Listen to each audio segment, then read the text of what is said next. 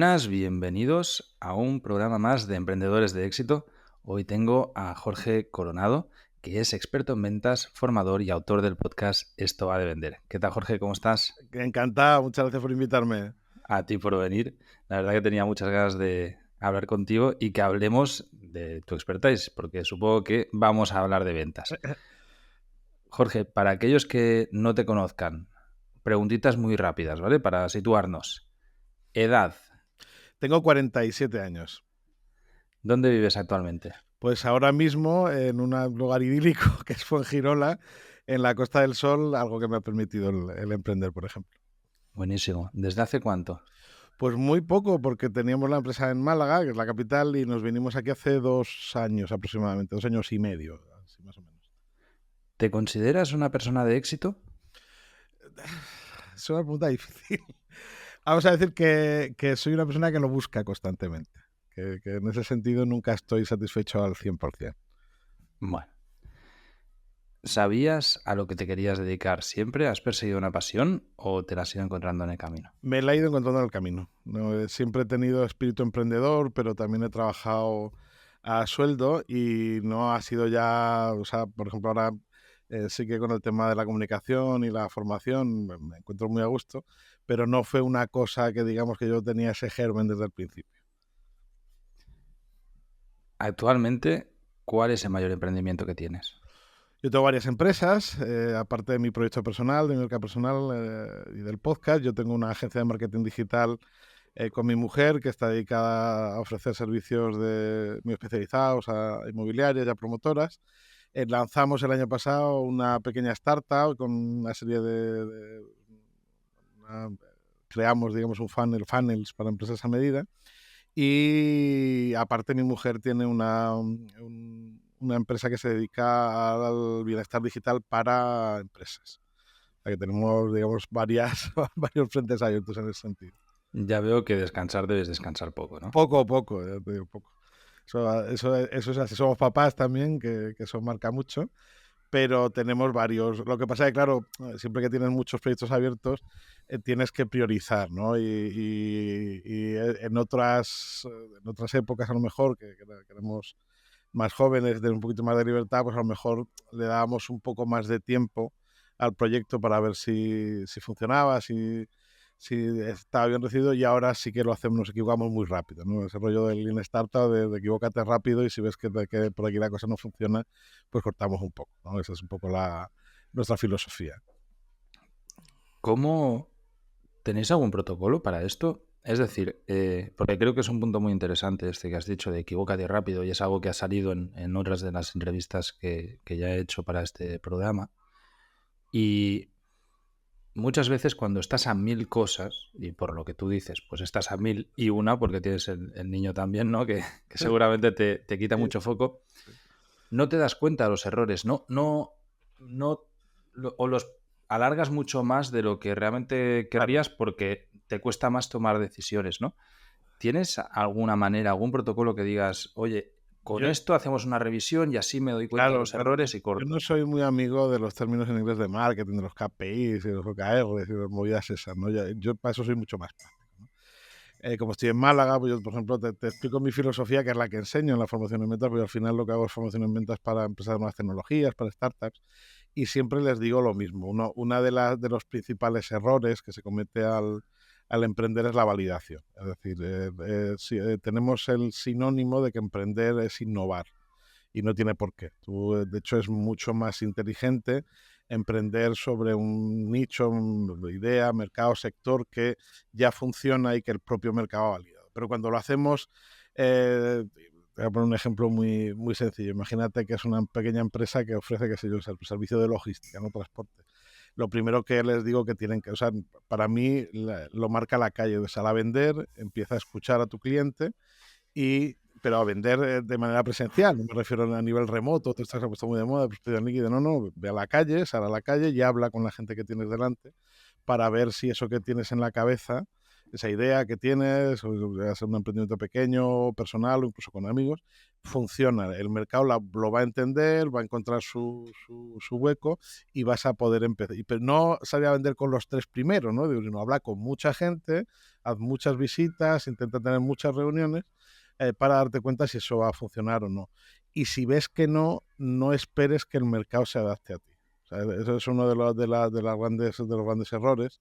Que yo, por ejemplo, me pasó el año pasado con una pequeña startup, habían conseguido financiación, el producto estaba muy bien, pero el mercado no lo quería. Porque era un tema de software para el sector inmobiliario que digamos que la parte, porque la potencial cliente, pues no solo no lo veía, sino además lo entendía como un ataque a su trabajo, porque era un tema de gestión del alquiler y tal.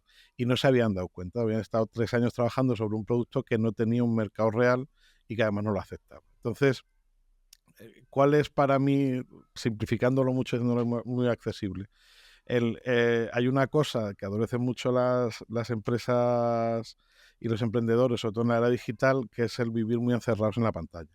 Entonces, en el momento que la rompes y sales a la calle, si tú empiezas a notar signos de que lo que estás haciendo no va a funcionar o no va a encontrar su hueco en el mercado, empieza a corregir y además hazlo en un periodo muy corto de tiempo, porque si no lo que está haciendo es gastar dinero, perder, porque no es tanto a nivel de gestión o de dinero, sino que al final ese proceso en el que el emprendedor durante mucho tiempo está trabajando, está creando, está esforzando mucho, está haciendo contenidos y tal, y luego al final no ve resultados, lo que hace es que le destroza la motivación y le quita las ganas de volverlo a intentar. Y seguro que a la primera no aciertas.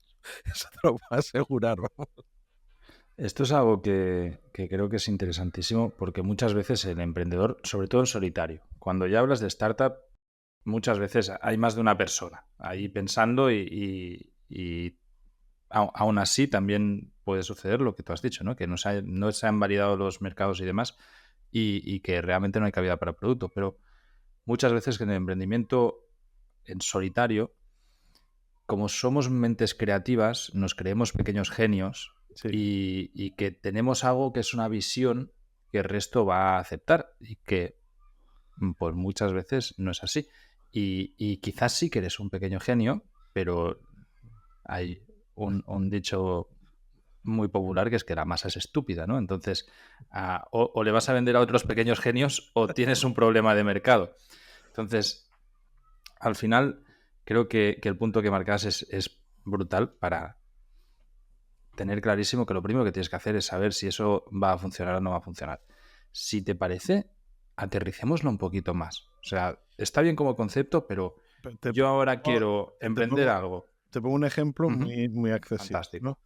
Imagínate a alguien que sea un freelance, por ejemplo, que sea ilustrador, ¿vale? Ujú. Estamos hablando de una profesión 100% creativa. Yo dibujo y tengo mi estilo de dibujo, que me parece fantástico y tal. El primer paso que tiene que hacer es trabajar en su propuesta de valor, ¿vale? Pero además de dibujar, ¿qué? Es que esa es otra de las cosas que pasa, ¿no? Cuando tú me dices, somos unos pequeños genios. Ya, yo conozco a gente, y esto lo voy a dejar muy claro, que tiene mucho talento y no ha llegado a nada, y gente como yo, que no tenemos talento ninguno, que hemos conseguido emprendimientos que funcionan. ¿Por qué? Porque el talento no es determinante a la hora de que funcione. Vuelvo al ilustrador. El ilustrador tiene que entender, o la ilustradora, cuál es su propuesta de valor, quién es su mercado objetivo, cuál es el mercado objetivo de un ilustrador. Pues gente que necesita ilustraciones, editoriales, diseñadores webs y demás. Y tiene que hacer una propuesta de valor única, es decir, que qué se va a llevar de beneficio estas personas que trabajan conmigo para que me contraten a mí.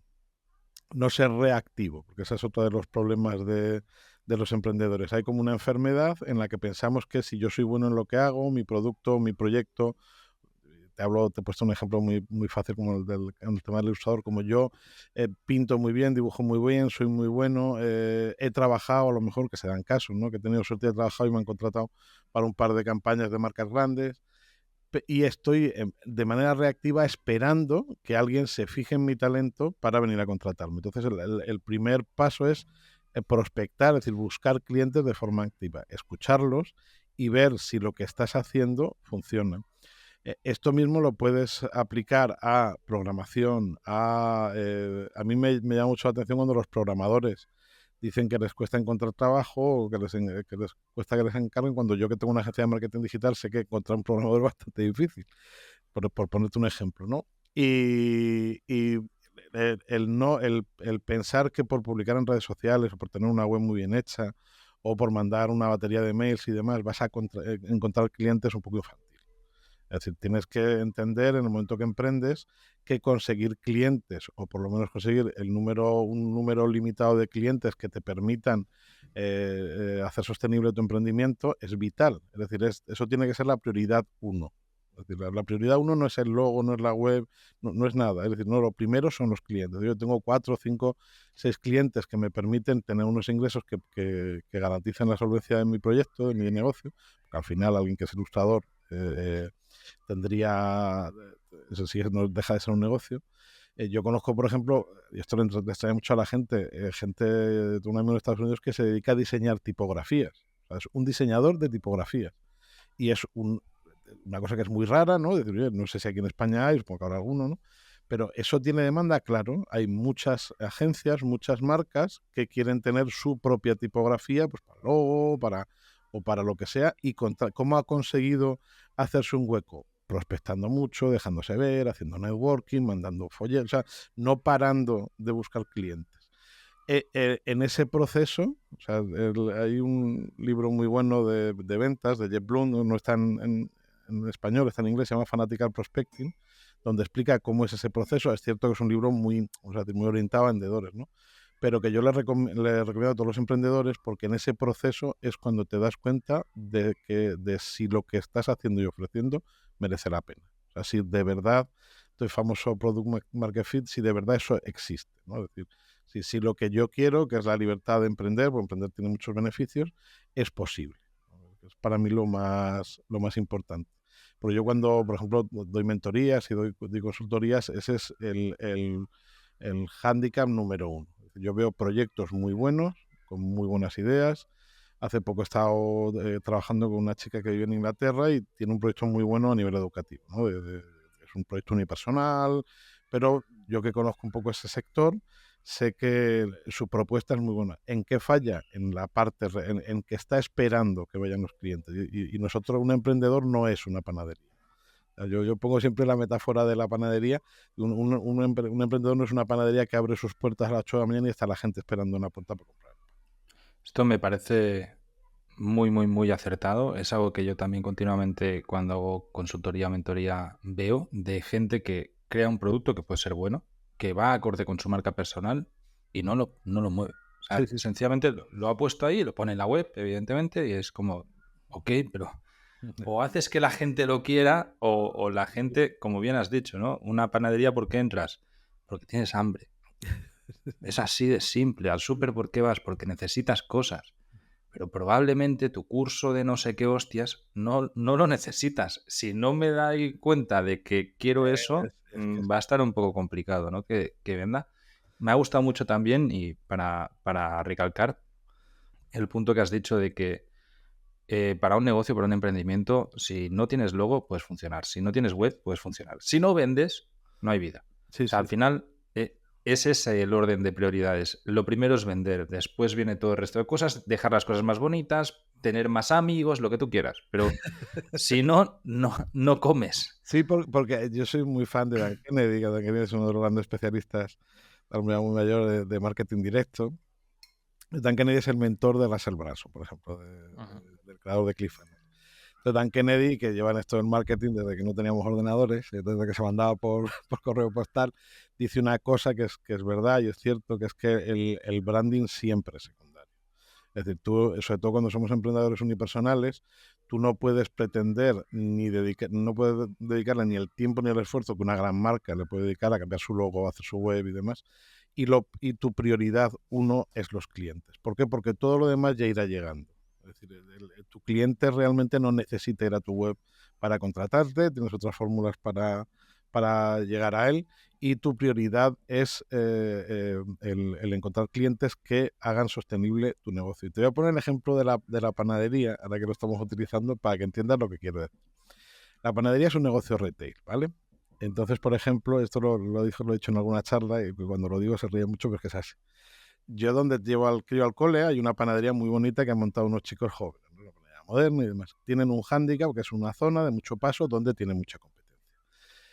Y un día pues, me propuse hacer un cálculo y cuando me decían que no es que el que tiene un negocio, yo tengo un negocio en el que no puedo salir a vender, a buscar a los clientes. Bueno, pues el de la panadería puede. Yo está al lado de una calle donde hay mucha restauración y dije, si este chico sale todas las mañanas y visita las cafeterías, hombre, es evidente, pues la panadería pequeña que no va a poder sustituir al distribuidor de pan que le manda un saco todos los días.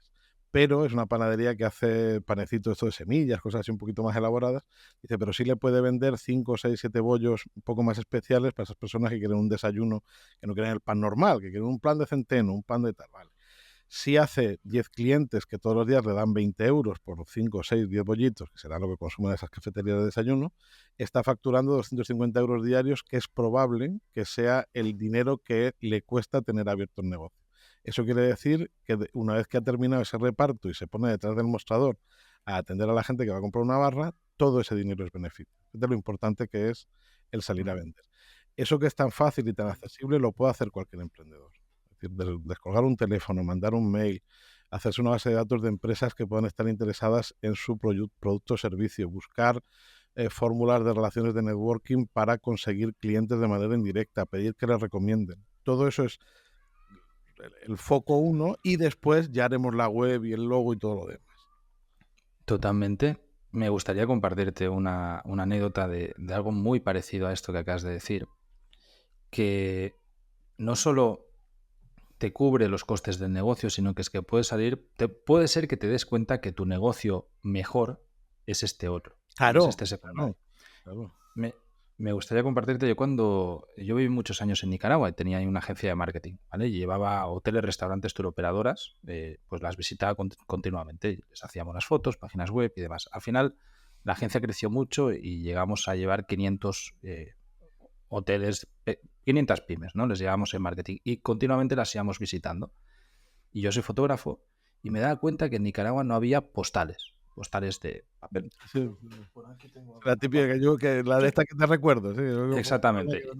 Y como yo soy fotógrafo y me había recorrido el país entero fotografiando en Nicaragua, hice una serie de postales y iba a mis clientes y les decía, oye, te monto aquí un escaparate, te dejo las postales, te las dejo en depósito y luego vuelvo. Vendí 200.000 postales en un año. Literal. O sea, el negocio de las postales pasó a ser un ingreso casi tan grande Sí, sí, como la publicidad.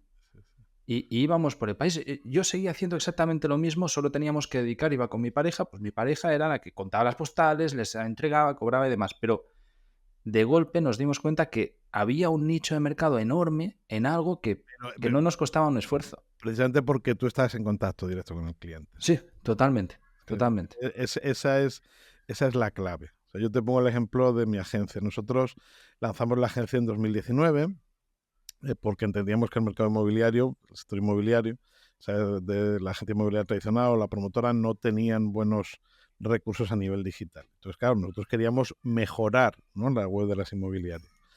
Hasta que nos dimos cuenta, pues me pasó una cosa muy parecida a la tuya, que una agencia inmobiliaria, la web para ellos es algo secundario, porque realmente las viviendas donde se promocionan y se venden son en los portales inmobiliarios, en Idealista, en Fotocasa y demás. Entonces, la web para una agencia inmobiliaria no es algo que sea prioritario en lo que quieran invertir mucho.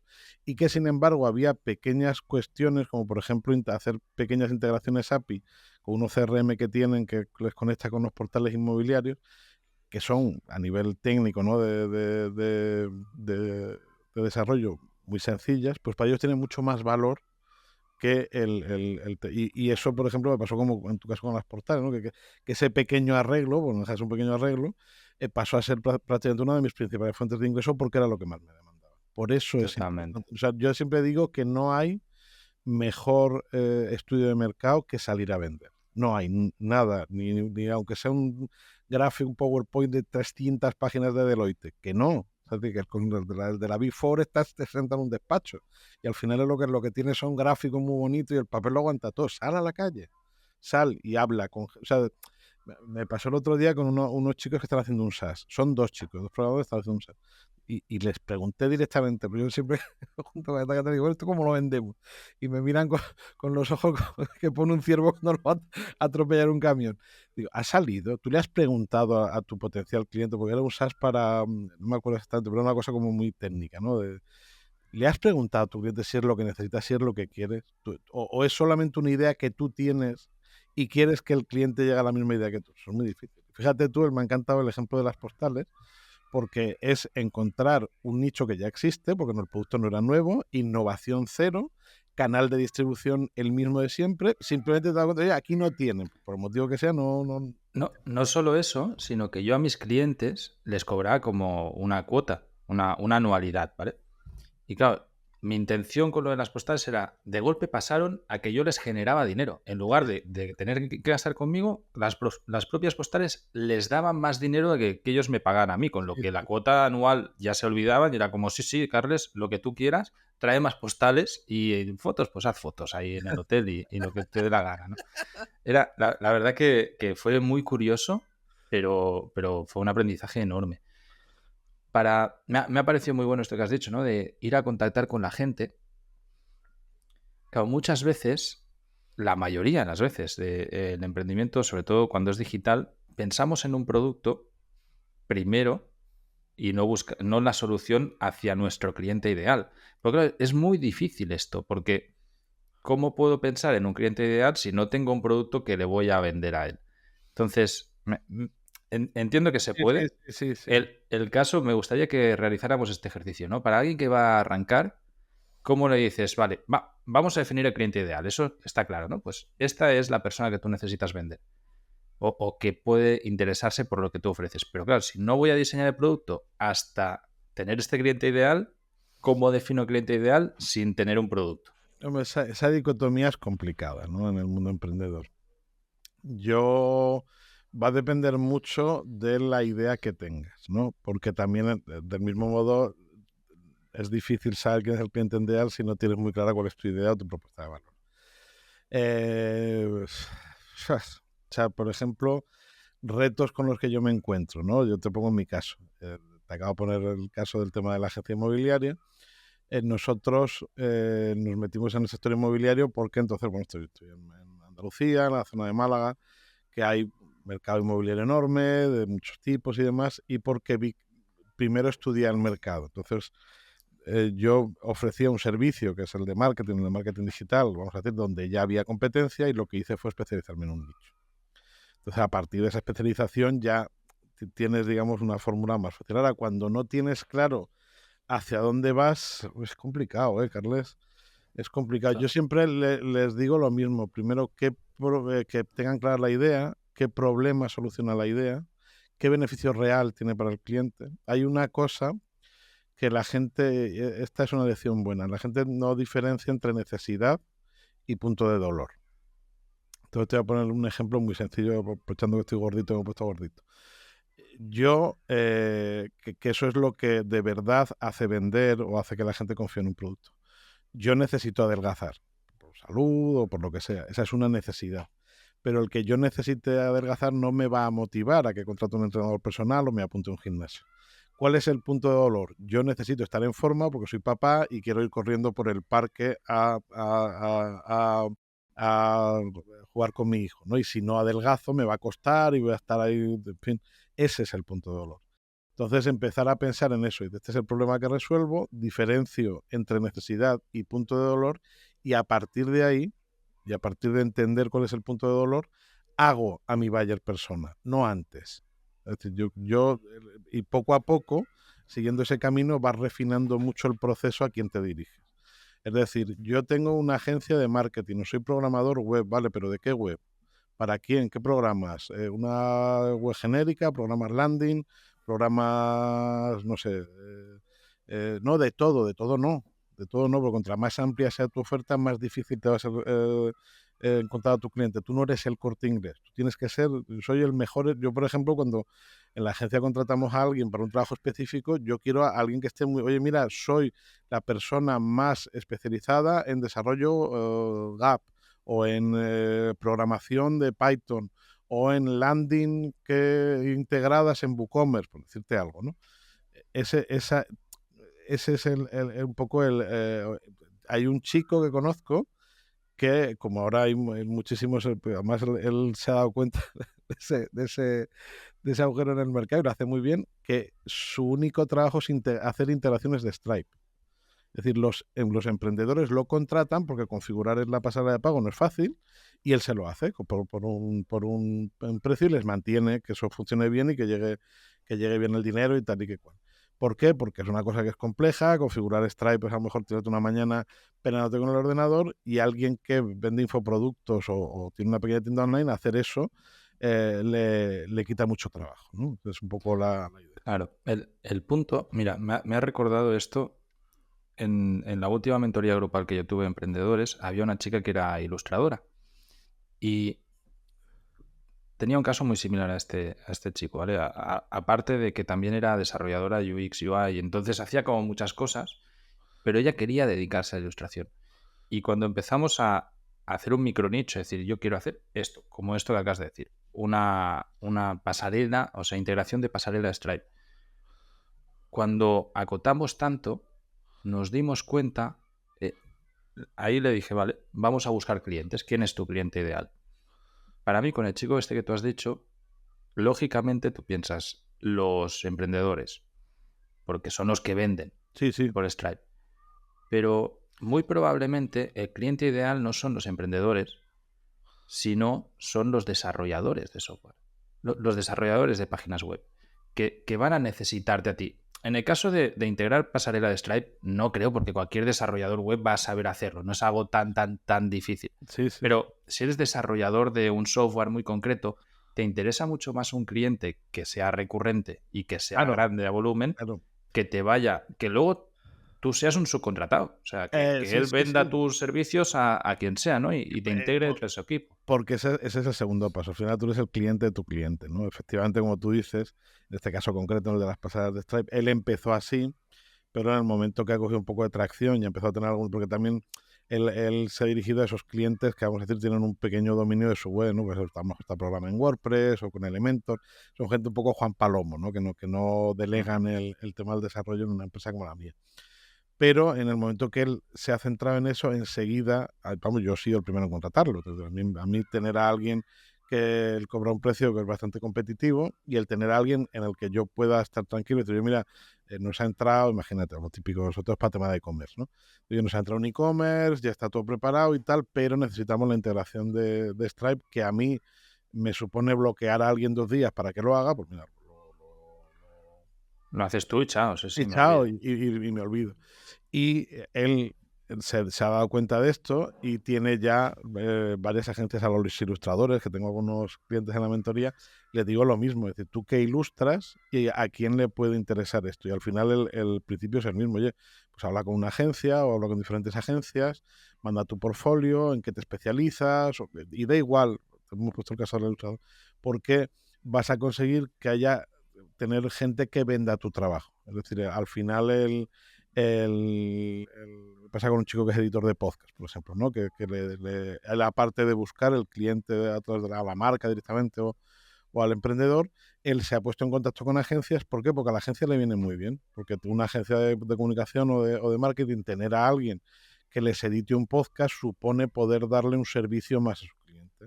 Supone que si un cliente, una marca, llámalo X, viene y se le ocurre la idea del podcast, ya sabe que tiene ese recurso para utilizarlo. Y siempre es bueno jugar en este terreno de juego. Totalmente. Algo que creo que también es importante, sobre todo para el perfil de emprendedor que es creativo, como por ejemplo los ilustradores o cualquier otro emprendimiento. Hay muchos de blog de viajes o gente, youtubers que ahora quieren enseñar lo que sea, ¿no? Cuando eres muy creativo, tu proyecto y tu gran core del negocio es tu creatividad. Sí. Normalmente el perfil de esta gente es un perfil antiventas, o sea, es gente que tiene pero terror a vender y además lo odia en profundidad. Claro, yo es algo que me encuentro también, cuando estamos en consultorías y demás, es decir, lo entiendo, pero tienes un problema enorme porque entonces no vas a poder emprender. O sea, o vendes o estás jodidísimo. Pero eso es porque tenemos muy mala imagen de las ventas. Yo tengo que darles una opinión. A la gente no es que no le gusta no es que no le guste vender. Lo que no le gusta es no vender. Eso es lo primero. Es decir, luego tenemos una visión muy negativa de las ventas. Es decir, nosotros tenemos la visión de las ventas, pues del típico charlatán de feria que está hablando sin parar y demás, cuando realmente para vender bien no se habla mucho. Es decir, tú me ves, no me hacía gracia el otro día, porque estábamos en una reunión en francés. Yo, en una reunión de venta, cuando tú vas a ver a un cliente, si hablas más de un 20% estás metiendo la pata. Es decir, porque la reunión de venta se va a escuchar. Eso es lo primero. Entonces, son cosas de las que yo hablo habitualmente en el podcast y demuestro que vender primero no es tan malo y que cuando entiendes el proceso, da igual lo que hagas, da igual a lo que te dediques, cuando entiendes cómo funciona el proceso de venta, incluso a nivel muy genérico, eso te va a garantizar que cualquier idea que tengas te va a funcionar en la vida. O sea, yo lo tengo muy claro. Mira, me va a ayudar a conocer más el mercado, a tener una sostenibilidad, y es una habilidad que es buena, que incluso en personas muy creativas, en músicos, en artistas y demás, tú te das cuenta de que hay una parte importante del éxito que tienen que está muy relacionada con su capacidad para vender. Totalmente. Así. Para alguien, o sea, yo lo entiendo y además lo comparto. Yo soy alguien que estoy muy habituado a la venta desde muy pequeño y me gusta, o sea, no me supone un problema. Pero entiendo también al ilustrador que lo que quiere es ilustrar. Y cuando, por ejemplo, hemos diseñado un programa de ventas, algo muy sencillo y era en plan de, mira, conseguimos 3 clientes de agencias y te olvidas, ¿sabes? No vas a estar vendiendo más. Cuando tengas estos 3, chao, pero vamos a por ello, ¿no? Y que sudan tinta, o sea, están ahí diciendo, hostia, esto es una mierda, yo lo que quiero es dibujar tal. En algún momento me he planteado, lo que pasa es que no he encontrado el servicio que haya eso, pero me gustaría saber tu opinión de externalizar la venta. De decir, oye, vamos a externalizar la venta Sí, para, hay para, gente. para emprendedores personales, ¿eh? Es decir, mira, Sí. tú te quieres dedicar a programar software porque solo sabes hacer eso y no quieres hacer nada más, ok. Pero como tienes que vender, vamos a buscar a alguien que te venda. Existe ese servicio. Yo conozco a varias empresas que se dedican a, bueno, podemos llamarlo, a generar leads, o incluso hay una que directamente cierra, digamos, el trato y funciona bien y demás, pero aunque hacen un trabajo extraordinario, yo siempre le recomiendo al emprendedor que tenga esa habilidad. Es decir, al final, más allá del ámbito económico y demás, el romper esa barrera de negatividad en cuanto a las ventas, primero por no demonizarlas, por no esconderlas, que también tenemos un carácter los latinos en cuanto a las ventas muy negativo, ¿no? Y el ofrecer tu servicio, porque al final el ilustrador que vende no vende sus ilustraciones, está vendiendo su servicio, ¿no? El ser capaz de trasladar los beneficios de su servicio a una agencia, a un cliente final, es fundamental. Y si se hace bien, yo te pongo el ejemplo, por ejemplo, de una persona que conozco que escribe libros infantiles. Es irlandés, vive aquí en un pueblecito de la Sierra de Málaga, y él, que es escritor de libros, es escritor e ilustrador de libros infantiles, tiene un negocio millonario, pero porque ha tenido esa capacidad de vender, ha sabido vender ese producto, donde hay mucha competición, no lo sabía, había una competencia horrorosa, a grandes editoriales que todos los años le piden, escribe una saga de libros que es muy popular para el mercado anglosajón, y él, digamos que entiende que dentro de su trabajo hay un 80% de creatividad, que es decir, encerrarse en su casita de pueblo de la Sierra Malagueña, pintar, pues, pinta así como con acuarela y tal, y escribir sus libros infantiles, pero que hay un 20% en el que se tiene que poner quitarse la ropa hippie, ponerse un poquito arreglado e irse a Dublín a negociar con editores y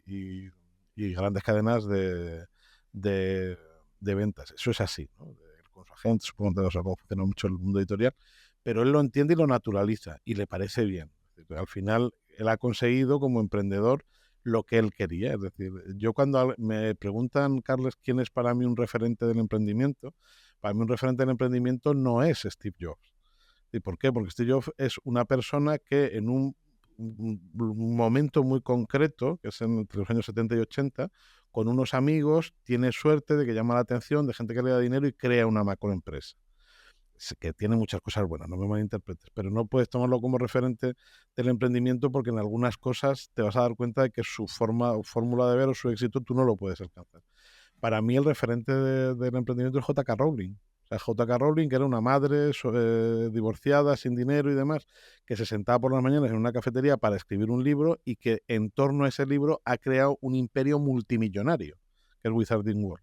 Y es una emprendedora unipersonal, entiéndeme. Y estamos hablando de alguien que puede facturar 200 millones de euros al año. Sí, Y, me parece mucho más lógico. De hecho, lo mismo, ¿no? Hay una tendencia a Elon Musk o grandes figuras y dices, sí, o sea, son genios que han alcanzado algo increíble, pero realmente lo que estamos viendo de éxito es un cúmulo de muchísimas casualidades y circunstancias que muy probablemente no se te vayan a dar a ti en la vida. Entonces, intentar emular eso claro, es un poco complicado, ¿no? Está bien cogerlo y entender cuál ha sido su proceso y las genialidades que han tenido, como por ejemplo Steve Jobs, pero que es algo que no es... bueno, que a lo mejor te mueres intentándolo, ¿no? Que a lo claro, mejor claro. ir a buscar un emprendedor más, pues eso, más terrenal es más fácil de inspirarse. Jorge, me gustaría que pasemos de las ventas a Jorge, ¿vale? Vayamos un poco más a Cuéntame. tu figura como emprendedor, ¿vale? Tengo aquí una serie de preguntas que me gustaría conocer de tu persona. La primera, antes has hablado de libros. ¿Tienes 2, 3 libros predilectos que te hayan generado un clic, un momento eureka Sí. que puedas compartir con nosotros? El primero, y tengo una copia en inglés súper antiguísima, fue secretos.com de Russell Branson, porque yo era un emprendedor offline. O sea, por mi edad, pues no era una persona que tuviera mucho contacto con el mundo digital. No es que sea un libro de descubrimiento que te diga, no, que me enseñó esto y tal, no, pero sí entendí que existía un mundo detrás de la pantalla con un mercado increíble. También leo mucho porque es un libro así un poco raro, que es el de Dale Carnegie, de socializar y demás. Y uno que me gusta mucho, que no tiene nada que ver con el mundo del emprendimiento, pero que sí me leo mucho, que que ahora se ha puesto muy de moda el tema estoico y todo, pero sí yo lo tenía antes, Meditaciones de Marco Aurelio, que ahora, no sé, como Ryan Holiday lo ha puesto de moda al estoicismo, está todo el mundo como muy loco con eso, y yo lo tenía desde que estudiaba en la universidad, y creo que en la universidad en los 90. Y en ese momento sería un clásico olvidado Sí, que sí, nadie quería leer. Era como, ¿qué haces leyendo esto, no? efectivamente, Bueno, efectivamente. yo también estoy leyendo algo de estoicismo, me gusta, confieso. Pero bueno, al final es una filosofía de vida y es algo que te centra en tu día a día y Sí, una sí. manera de vivir que yo creo que tiene unos valores muy positivos, ¿no? Aprovechando esto, te quería preguntar, ¿tienes alguna rutina tú diaria, personal, que digas, mira, yo como necesito estructurarme y así hago todos los días? ¿Cómo funcionas? Yo te cuento, porque yo no sé trabajar a saltos, pero por el tipo de empresa que tengo, por toda la familia y tal, pues es algo a lo que estoy muy obligado, ¿no? Porque mis días son muy diferentes, pues tengo días a lo mejor que tengo que desplazarme para una formación en una empresa, o 2 días que me quedo en casa y no paso por el despacho. Pero sí que intento, por ejemplo, me levanto muy temprano, me suelo levantar a las 6:30, 6:30, y no, entre mis cosas muy marcianas, no cojo pantallas hasta las 8. O sea, yo primero me levanto, no te voy a decir eso como súper emprendedor, que medito y tal, pues no es el caso, pero sí que me tomo un café, leo, antes de que se despierte el resto del personal, de mi mujer y mi hijo, leo un poco y hago, si puedo, algo de ejercicio. Y luego ya desayunamos, llevamos al chico al cole, y durante todo ese proceso procuro no mirar el móvil, no lo típico es toda la gente que recién se levanta, coge el móvil. Y todos los días, todos, absolutamente todos en los que estoy trabajando, de lunes a viernes, y hablo allí incluso los sábados algunas veces, me reservo por lo menos 1 hora y media al día para buscar nuevos clientes, todos los días. Todo eso es ¿Cómo es esta hora y media? O sea, que tú te sientas en el ordenador de- y... dependiendo para qué sean los clientes, ¿no? Pero te voy a poner un ejemplo. Ahora estoy cerrando contratos de partnership y de sponsorización del podcast.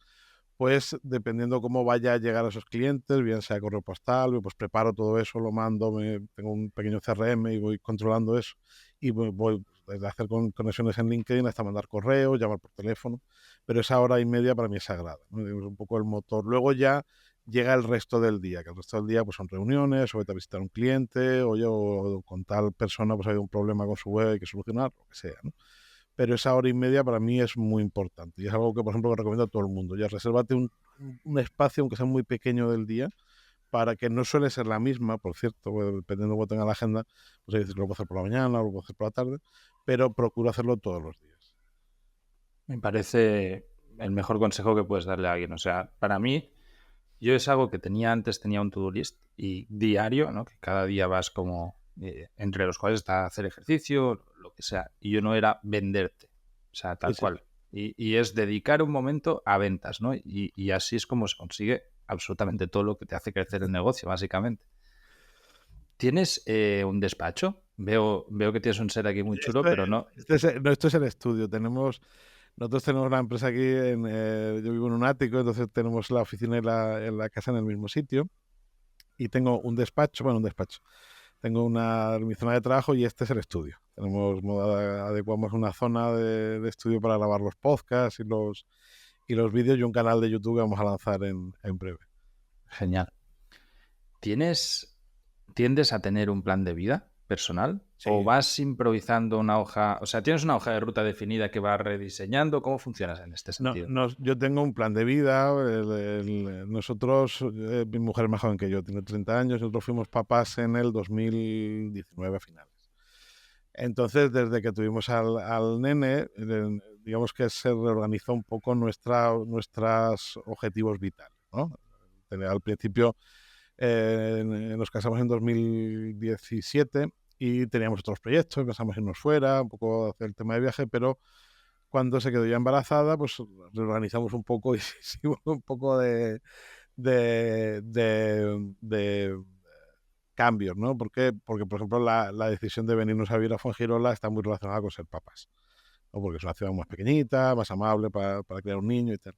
Y sí tengo un plan que no te voy a decir que sea muy estricto, pues siempre está sujeto a variaciones, pero que sí tengo unos objetivos. Yo lo suelo hacer, es muy marciano, pero lo suelo hacer mensuales, trimestrales, semestrales y anuales, ¿no? Entonces, y unos más largos que son a 5 años. Entonces voy viendo si voy consiguiendo o no, o si tengo que en ese proceso cambiar esos objetivos, ¿no? Teniendo mujer programadora o pareja programadora, ¿lo has montado en un CRM y tienes alguna manera de tener... Tengo un Notion. Yo soy súper fanático de Notion y me enganché por Rubén Loan y tengo mi plantilla. Me costó entender bien los funcionarios del programa, del recurso, pero ahora tengo no sé cómo lo llamo, pues yo le pongo nombres muy raros a mis plantillas, ¿no? Pero creo que se llama Hacia dónde vamos, ¿no? Entonces, Hacia dónde vamos es un cohete y ahí tengo pues varias bases de datos y varias historias que donde yo voy viendo si voy llegando, no, pues, como todo, el papel lo aguanta todo y yo me puse muy gordito, yo pesaba mucho menos, pesaba 80 kilos, me puse muy gordito en la pandemia, tuve una inactividad y llevo desde entonces, desde 2021, queriendo adelgazar y no lo he conseguido, por ponerte un objetivo que no he conseguido a corto plazo, pero sí, por ejemplo, he conseguido muchos otros. Yo me propuse en el primer podcast que tuve, que se llamaba Marketing Inmobiliario, que lo lancé para promocionar los servicios de la agencia. Me propuse hacer la machada, hacer un podcast diario y lo estuve manteniendo durante 3 temporadas. Todos los días, de lunes a viernes. Ese programa se me fue un poco de las manos, voy a tener colaboradores, estaré un poco loco. Y grabé de ese podcast 500 episodios, que yo al principio pensaba que no iba, que se fue, digamos, el ítem que me puse. Hago 500 episodios y cuando llega al 500 lanzo esto va a vender, que está más relacionado con lo que a mí me gusta. Y luego logré los dos, por un ejemplo, ¿no? Y eso mismo lo paso pues al tema económico, al tema de todo, ¿no? No sé cómo decir. por cómo lo cuentas, me da la impresión de que eres de todoterreno y de cargar, ¿no? De a lo que haga falta hasta conseguir lo que yo quiero, ¿no? Sí, bueno, me adapto a todo, pero sí, he de confesar que pero tampoco te pienses que soy de estas personas que soy como súper obsesivo o me tiro 17 horas trabajando sin parar, pues tampoco eso es uno de mis objetivos vitales, ¿no? De hecho, uno de ellos es poder disponer de más tiempo libre para estar con el nene, por ejemplo, y eso marca mucho mis prioridades en cuanto a la empresa y el emprendimiento. Sobre esto iba la pregunta que te quería hacer.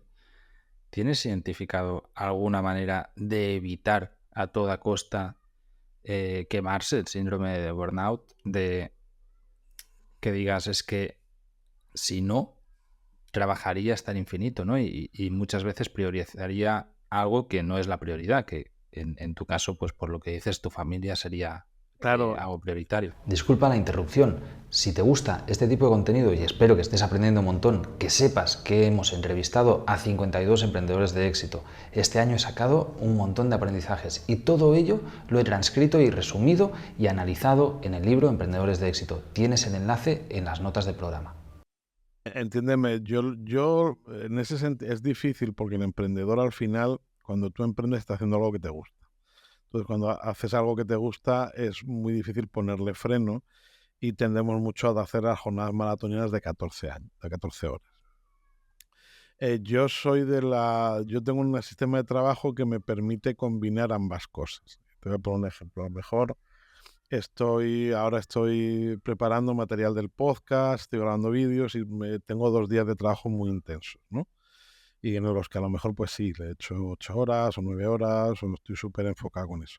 O resulta que me llama, yo que sé, una empresa en Gijón, yo vivo en Málaga y subir a Gijón a dar una formación, pues es un día y medio de viaje, ¿no? Y a lo mejor durante 3 días estoy como muy, así como muy metido, pero en el momento que eso no lo hago constante en el tiempo. Si yo compenso, es decir, si he estado 3 días a machete, otros 3 días, y digo que sea lunes, domingo, y en ese sentido son para mí, para mi familia, para salir, para si tenemos oportunidad, pues hacer una escapada, para pasar las tardes con el nene y demás.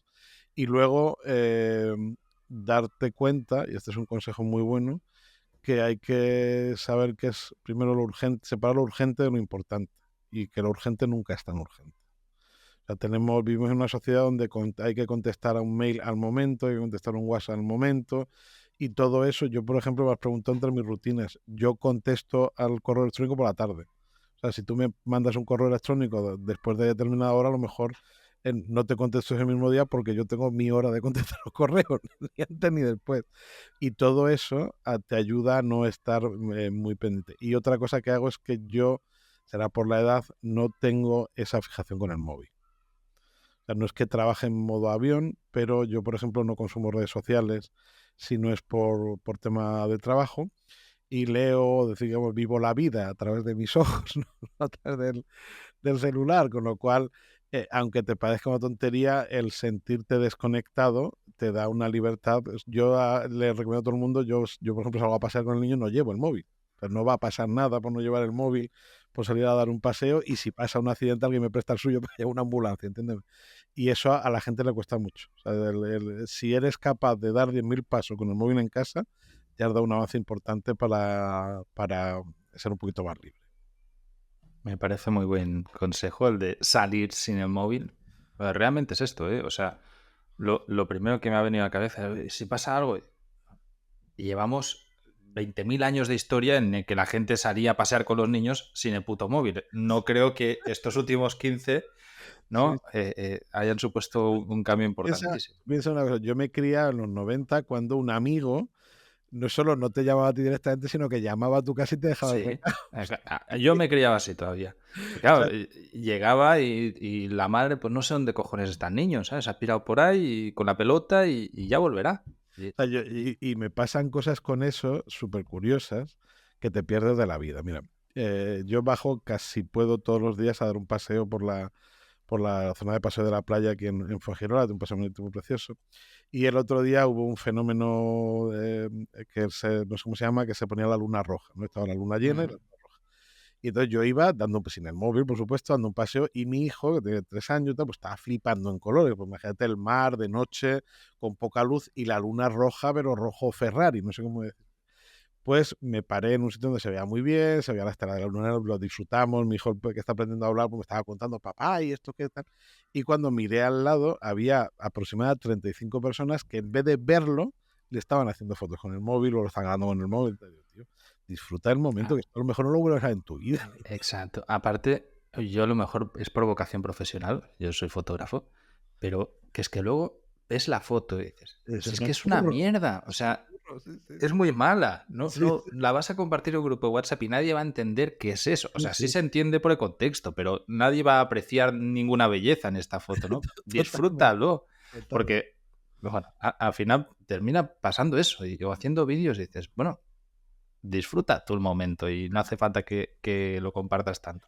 Y eso para mí es muy importante, el tener, saber encapsular esos momentos tuyos de ti, de yo darte un paseo. Yo tengo, por ejemplo, para pues, si salgo a lo mejor a correr o lo que sea, y no llevarme el móvil, tengo un iPod del año de los primeros, de estos tochísimos, con sus canciones metidas, que me lo pongo con unos cascos antiguos y tal, porque bueno, si quiero escuchar música, escucho música, no estoy pendiente de que me va a llegar un WhatsApp, no, estoy escuchando música. Esto lo he escuchado más del emprendedor y, claro, yo, por ejemplo, cuando hago deporte escucho podcast, no escucho música. Y había uno de los chicos que me decía, no, pues me he descargado un programa para bajarme en MP3 los podcasts, ¿qué tal? Y Sí, sí. entonces los pongo en mi iPod No, y no, era como, vamos, tío, vale, pero es un coñazo. O sea, de hecho, te va a sorprender, pero si por eso se llama podcast, leche. El iPod, su objetivo principal, o sea, yo lo que pasa es que yo, lo mío es más marciano. Sí, el primer hándicap que ya no tiene la conexión Lightning, tiene la antigua esta que era muy ancha, pero yo lo enchufo al iMac y tengo un programa que han hecho en open source que se llama, no me acuerdo, Hummingbird, que se llama, que emula al antiguo gestor de música de... el Ya, iMusic antiguo, ¿no? sí, sí, literalmente. Entonces tú te metes en Apple Podcast, te descargas el podcast y a través de este gestor lo metes en el iPod, y yo lo hago mucho. O sea, yo me cojo, a lo mejor si hay un podcast que me interesa. Sí, sí. O sea, me parece genial, pero lo veo una pérdida de tiempo pudiendo, pues te pillas auriculares y con el móvil lo coges a momento, Sí, ¿sabes? pero ¿qué tiene eso de malo? Que te llaman, que te entra un WhatsApp, que... Sí, sí, sí, no, que al final estás ahí y caes en la tentación de mirar el WhatsApp o terminar mirando en Instagram alguna mierda totalmente. Sí, sí. Yo, por ejemplo, otra de las cosas que hago para ser más productivo es que yo no, en el iPhone no me llegan notificaciones. Solo se me notifica la llamada de teléfono y el calendario. De nada más, de correo no tengo notificaciones.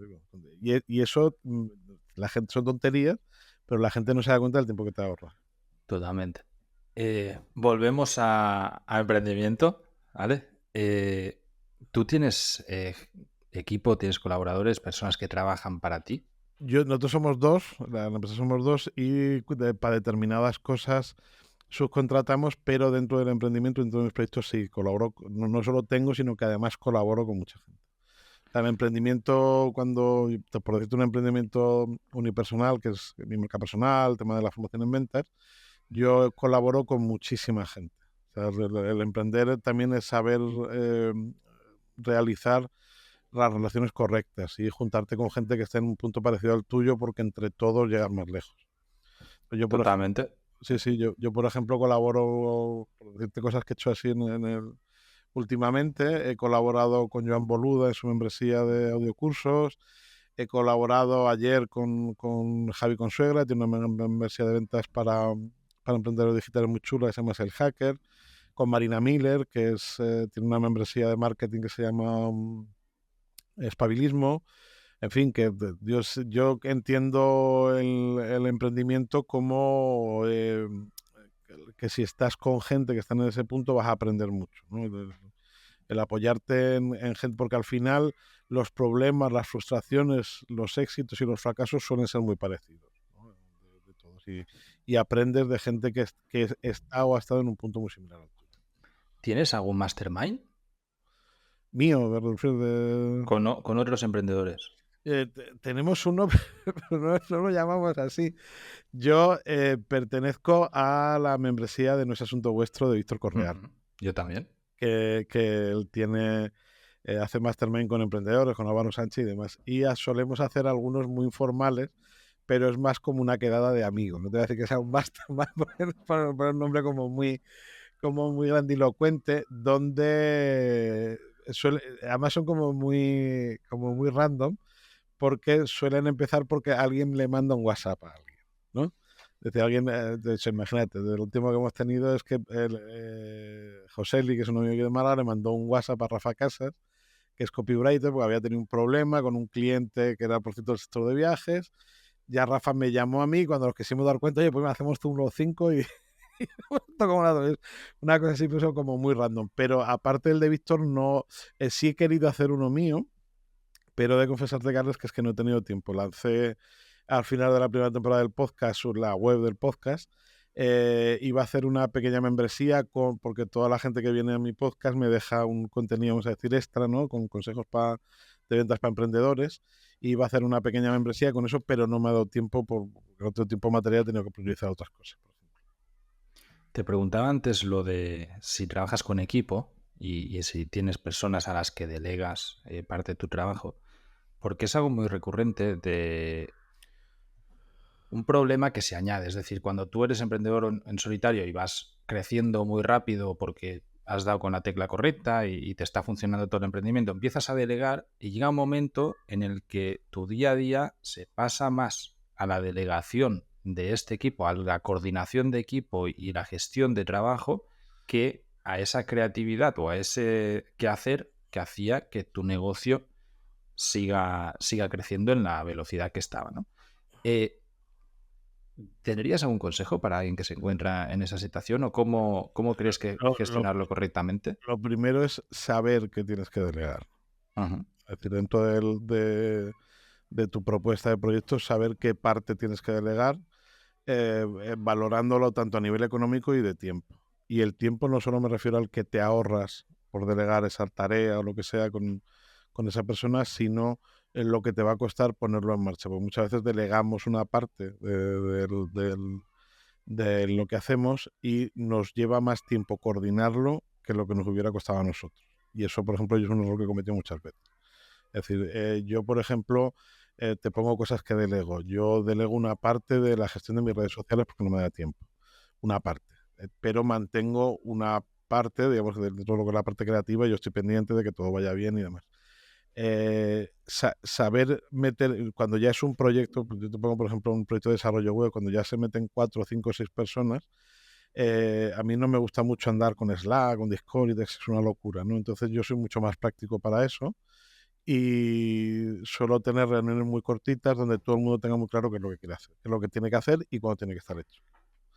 Pero al principio, sobre todo, Carles, yo el tema de delegar, cuidado porque he visto cosas de gente que se ha pasado por exceso por defecto, o que ha condenado tanto el desarrollo de su negocio a que determinada cosa que hace la hace otra persona, y si esa persona le falla, ya se acaba su negocio, por ejemplo.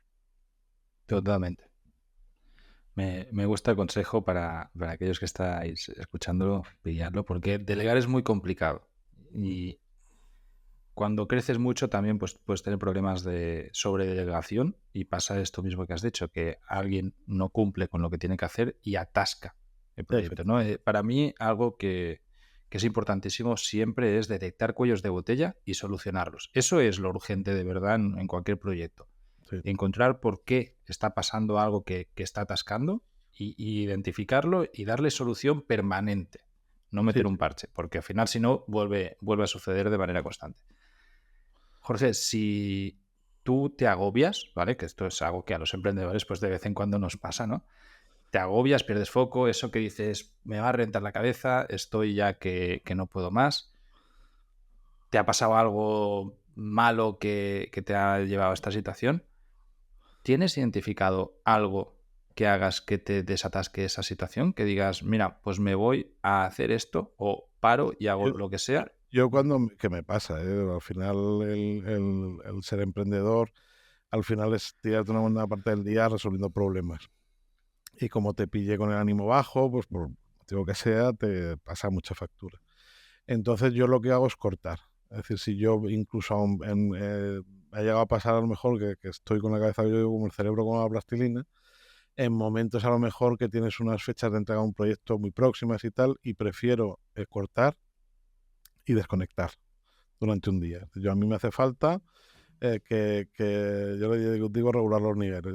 Hoy no voy a ir a trabajar así de duro, y a lo mejor cojo por la mañana, dejamos al crío en el colegio, mi mujer y yo, y nos vamos a desayunar a un sitio que nos encanta, precioso, que está en Benalmádena, que es una terraza que se ve el mar y tal, y esa mañana pues nos vamos a dar un paseo, comemos juntos, tenemos un día, convertimos un miércoles en domingo, ¿no? Por decirte algo.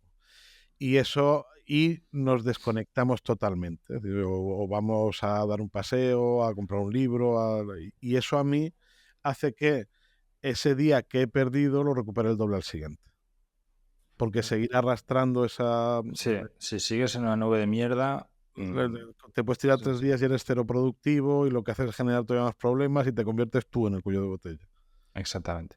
Yo algo que hago es muy parecido a esto que has dicho tú, pero en un periodo más corto. O sea, si tengo mucho trabajo en la mañana, por ejemplo, en lugar de comer en casa y cocinarme cualquier cosa, me bloqueo una parte de tiempo, me busco un buen restaurante, algún sitio Sí, en el que esté cómodo y me voy ahí o me voy a dar un paseo, lo que sea, durante unas horas, en plan 3-4 horas, y luego ya en la tarde haces algo liviano, creativo, sí, y vas con otro rollo, sobre todo porque entiendo que a ti también te pasa, o sea, sobre todo si mandas un mail diario, que he visto que mandas un email diario, que al final necesitas esa creatividad sí. porque es la base de todo. Entonces, tanto grabar podcast como emails, tienes que estar día a día, tienes que estar fresco, no puedes estar amargado de la vida diciendo esto es una mierda, pero por correo, ¿qué te transmito? Pues te transmito que Yo, el mundo es terrible, ¿no?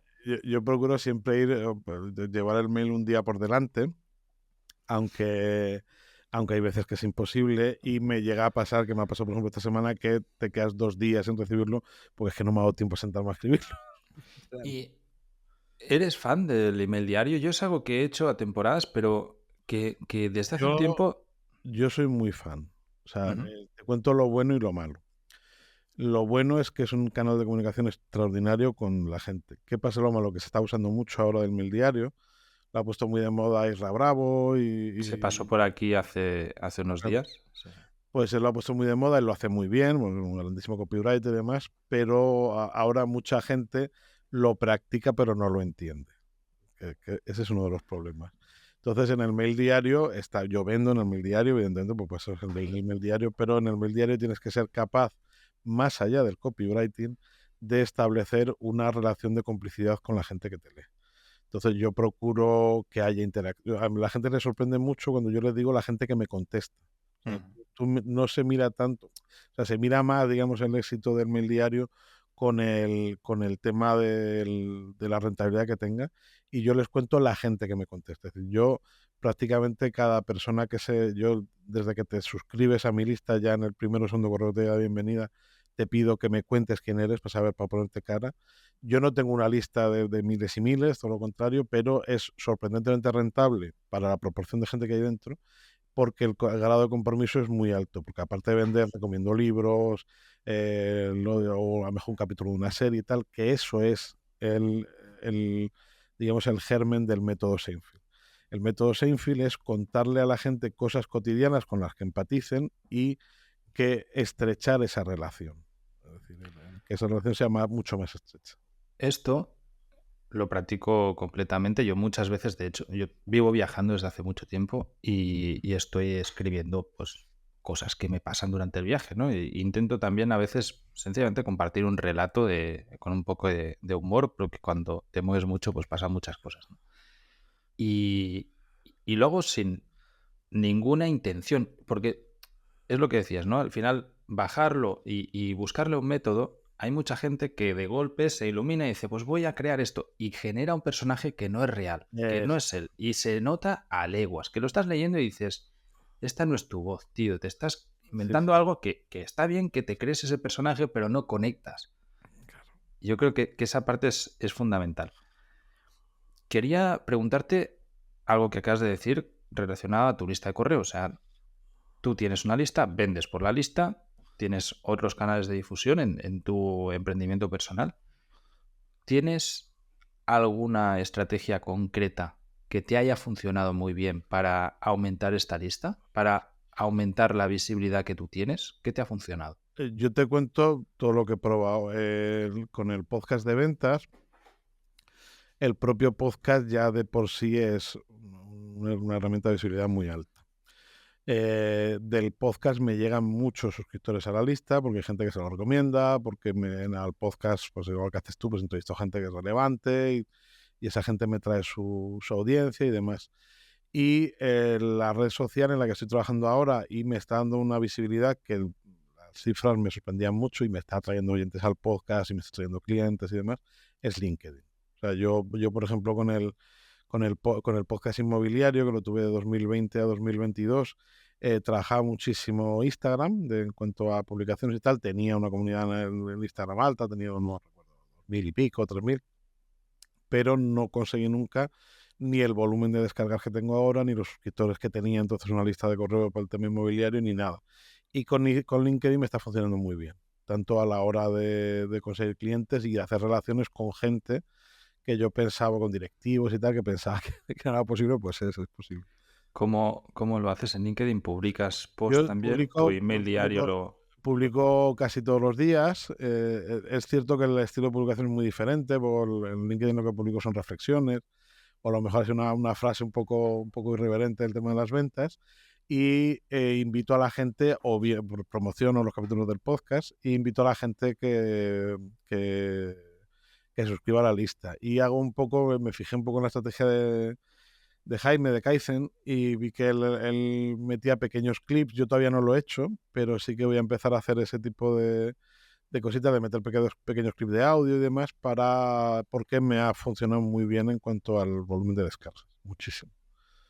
Es curioso, es algo que se está recomendando mucho. Me gusta mucho hacer este tipo de contenido porque te da mucha visión de distintos emprendedores y es fácil encontrar estas pequeñas píldoras que compartís muchos, ¿no? Para ir cerrando la entrevista, me gustaría preguntarte si tienes detectado algún conocimiento o habilidad reciente, algo que hayas aprendido hace poco que te ha mejorado la vida o que te ha mejorado el emprendimiento. El que me haya mejorado el emprendimiento mucho, por ejemplo, aprender a utilizar Notion, pero conocimiento como tal, yo, por ejemplo, no sabía WordPress. No sabía programar mi mujer. Yo lo que hacía de buena parte de mi función en la empresa, pues evidentemente es vender. Y de un tiempo a esta parte me puse las pilas con eso. Entonces he aprendido, ya soy autosuficiente a la hora pues, de hacer una instalación limpia en el servidor, hacerme mi diseño, y me di cuenta de que, por ejemplo, ese conocimiento, tener unos, bueno, te voy a decir ser un programador senior de WordPress, porque soñé muchos años, ¿no? Pero el tener unos conocimientos mínimos a la hora de ser capaz de instalar de coger un hosting, meter tu dirección y ser capaz de hacer un diseño, es decir, muy sencillo con un plugin como Elementor, por decirte algo que no es muy complicado, te puede ahorrar miles de euros y te da mucha autonomía como emprendedor. ¿Sabes? Una cosa así rápida, ¿no? No, me parece perfecto. ¿Tienes algún invento o tecnología más física que hayas aplicado en tu día a día? Antes nos hablabas del iPod, pues algo un poco más moderno que también digas, ostras, esto me ha supuesto un... Para mi productividad, por ejemplo, el tema del reloj inteligente, que me permite, pues eso, yo ya te digo que no tengo notificaciones, pero por ejemplo calendario, pues mi calendario es una puñetera locura, entonces el hecho de que me salte en el reloj la notificación me ayuda mucho a organizarme. Es una tontería porque no los he utilizado, estoy muy acostumbrado a los cascos de cable, pero me regalaron unos AirPods y me pareció asombroso, ¿sabes? Unos cascos sin cablecito. Es una cosa que me llama mucho la atención y la verdad que estoy muy contento con eso. Pero no soy yo muy caro, no soy muy de cachivaches tecnológicos, soy bastante analógico, y de hecho tengo el reloj inteligente porque se empeñó mi mujer porque tenía un reloj de esto de toda la vida, de pila, con manillas y tal. Y ella es un poco la que me impulsa a que tenga algún gadget un poquito nuevo, ¿no?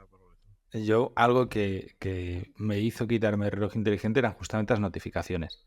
me ponía los nervios que me vibrase el móvil y también me vibrase la mano. Era como ya too much. Pero entiendo perfectamente, ¿eh? Que es algo que es muy Yo lo que útil. pasa es que solo lo tengo para trabajar, ¿eh? Luego, o sea, si salgo a la calle me lo quito. Pero para trabajar me viene muy bien, pues a lo mejor estoy haciendo una entrevista o estoy grabando o estoy en una llamada de teléfono. El ver que me salta, que tengo una reunión y tal, pues me viene muy bien, ¿no? Pero no lo aconsejo para todos los días. Todo de que te van saltando los WhatsApp y tal, pues es horroroso. ¿Tienes también alguna compra que hayas hecho tú, no que te hayan regalado, de menos de 100 euros, que recomendarías a alguien? De decir, mira, pues igual que has dicho esto de los AirPods, algo que te haya venido genial. Pues te va a parecer una tontería, pero me compré unas deportivas para correr. Ese fue, digamos, mi último capricho. Y no es por la compra de las propias deportivas, pero ese tipo de compras de material que te impulsa un poco a hacer deporte o que te pone un poco las pilas para cuidarte, yo creo que son siempre muy positivas, ¿no? Porque esas siempre las cosas que nos ponemos para no correr o para no hacer ¿Te ejercicio. las has puesto en un lugar visible o las has dejado en un cajón? No, las tengo puestas al lado de la cama para no olvidarme, ¿no? Para salir todos los días a andar o correr un poquito, lo que sea, ¿no? Es otro de los trucos. Y por último, si tuvieras la capacidad de poner una pancarta súper visible en un lugar muy concurrido, la Gran Vía de Madrid, por ejemplo, con un mensaje, ¿qué pondrías en él? Yo, y es una de las misiones de mi proyecto personal, incentivaría el emprendimiento. O sea, decir, no te diría no quiero ser así como muy simplista, dar un mensaje de la paz mundial, pero a mí me gustaría que la gente se diera cuenta que emprender es lo mejor que se puede hacer, incluso aunque no funcione, y que te da una libertad y que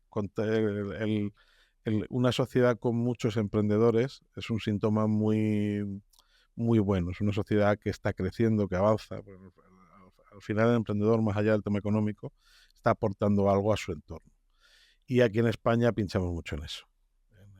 Yo he visto países de América Latina donde la gente emprende todos los días, ¿no? En unas condiciones económicas y sociales muchísimo más difíciles. Y aquí, que tenemos todos los mimbres para que eso sea mucho más fácil, a la gente le cuesta mucho. Con este mensaje creo que podemos terminar la entrevista. Muchísimas gracias, Jorge, por haber pasado por aquí. Espero verte pronto. Ha sido un placer, de verdad.